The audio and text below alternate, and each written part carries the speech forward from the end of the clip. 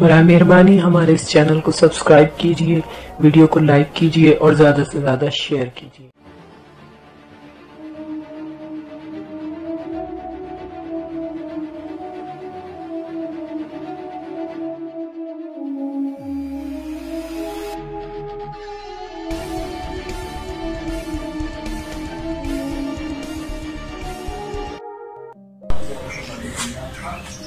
बिस्मिल्लाहिर्रहमानिर्रहीम।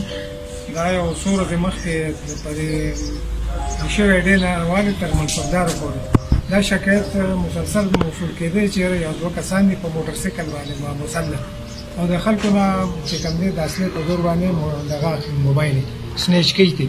په دې دغه باندې واقعه باندې جناب ډیپیو صاحب محمد شعیب خان سخت نوټس واخیسته او په هغې کې یو ټیم تشکیل کړ زما نګرانۍ کې چې هغې کې لیاقت شاه خان او تفتیشي افسر نمیر خان دا دغه که وسیع الله خان دی او همایون خان په دې باندې دي شب ورځ محنت وکړو او آخر کار چې کوم دی د دوه کسان چې زما شاته ولاړ دي د کابو کړل چې د یو نوم دی عابد ولد ارسلا خان او د بل نوم دی امان الله ولد ذبیح الله او د دې په نشاندهی باندې موږ ستاسو مخې ته پراته دي دا موبایل چې دي دا دي په زور اخیستې وي او دا چې کوم دی 100% ریکوري شو. دی یو موبایل چې کوم دی پېښور کې خرڅ کړی دی او تفتیشي افسر هلته تللی دی او هغه د دې په نشاندهی باندې چې کوم دی هغه موبایل هم ټریس شو.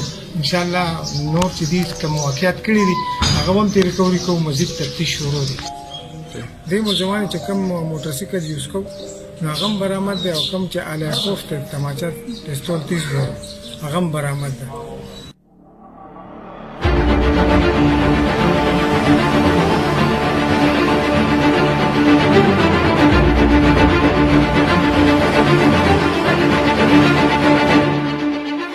ما نام عابد او پلان نام ارسلا خان. زه موبایل سنیچینګ مې کولو، زه ګیر شوی یم. تا سره بل څوک و؟ ما سره ملګری دا یو. ښه او څنګه واردات به هم څنګه کول؟ موبایل به هم څنګه چلته کس نه لاس نه موبایل واخیستو ووت. ښه او دې نه مخکې کوم ځای کې؟ دې نه مخکې شرجانه کې واټ کې مې هوټل کې مې کار کوي. ښه او په څه وجه دې موبایل سنیچینګ ته ووتلی؟ بس ښځه مې مړه شوله لغونې دماغ مې کار ونه کړل نو بس. ښه موبایل هم څومره والي د خلکو نه؟ موبایل کم سے کم یو 15-16 ویلي دي، ورسره مې 2 موتې خرڅې کړي دي، نور ټول ورسره برآمد شوي دي.